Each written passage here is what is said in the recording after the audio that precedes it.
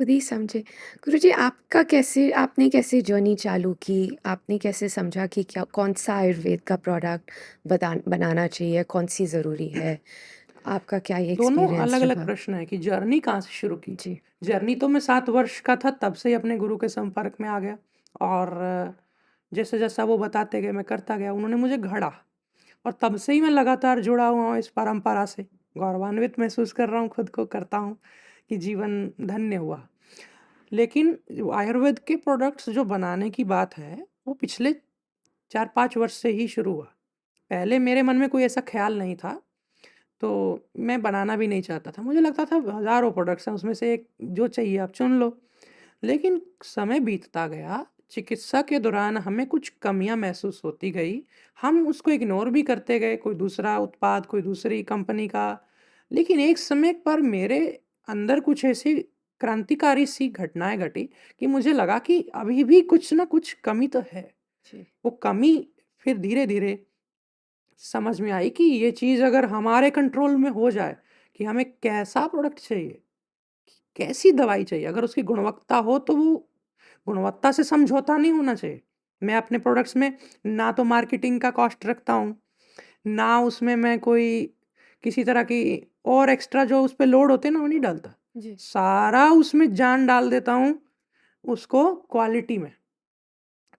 मैं ये भी नहीं महसूस करता कि मैं सस्ता प्रोडक्ट बनाऊँ, कि महँगा ही बनाऊँ। मेरे को ये भी नहीं दिखता, मैं पहले देखता हूँ जान किससे बचेगी, जल्दी रिकवरी किससे आएगी?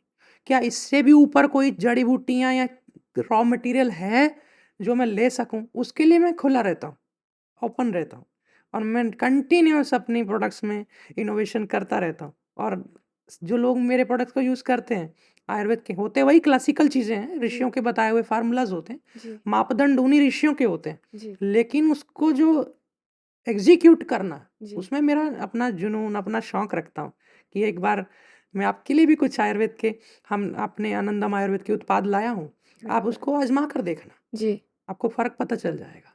कि वो जो प्रोसेस है उसको इतना टाइट बनाएँ कि उसमें कोई चेंजेस नहीं आ पाएँ या जो एक्चुअल प्रोडक्ट है वो रियल चेंजेस निकले। तो देखो मैं खुद भी करता हूँ कि कई बार उसमें ये चीज़ ऐसे नहीं हो रही तो ऐसे करें। लेकिन उसका लेवल बहुत अब हमेशा अप ही रखता हूँ कि अगर मेरे को 10, 20, 50, ₹100 ज़्यादा लग रहा है, लेकिन मुझे लगता है कि ये वाले औषध को बनाने का प्रोसेस अगर डिफ़िकल्ट हो, जी, तो करो। लेकिन फ़ायदा ज़्यादा कर रहा है, इसी को बनाएँगे।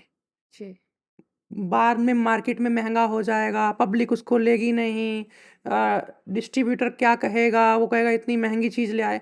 मैं किसी डिस्ट्रीब्यूटर को बनाया ही नहीं अभी तक। कल क्या होगा, क्या नहीं होगा इसके बारे में मैं नहीं कहता। लेकिन आज के समय में मैं अगर देखूँ, मेरा फ़ोकस यही है। मेरा जो रोगी है वो जल्दी कैसे ठीक हो। और अगर यही थॉट अगर हम अपनी पूरी कम्युनिटी में, सोसाइटी में, हुँ, बिज़नेस में डाल दें कि एक्चुअली हम वैल्यू कैसे दें कस्टमर को, आदमी को, तो आई थिंक बिज़नेसेस खुद बन जाएँगे। अपने आप। लेकिन हम आई थिंक व्यूज़ प्रॉफ़िट के पीछे-पीछे भागते रहते हैं, जहाँ पे कहीं न बिल्कुल, कहीं हम एक गुम जाते हैं, लॉस्ट हो जाते हैं। बिल्कुल। लेकिन अब वो भी विद्या है, जी, लेकिन अ, मैं नहीं कहता कि वो करो ही मत, क्योंकि बहुत लोगों ने उससे सफलता पाई है, वो कहेंगे ये गलत बोल रहा है। हर किसी के जीवन की कुंजी अलग है और वो कुंजी आपको प्रकृति अपने आप थमा देगी, बस आप निकलिए घर से।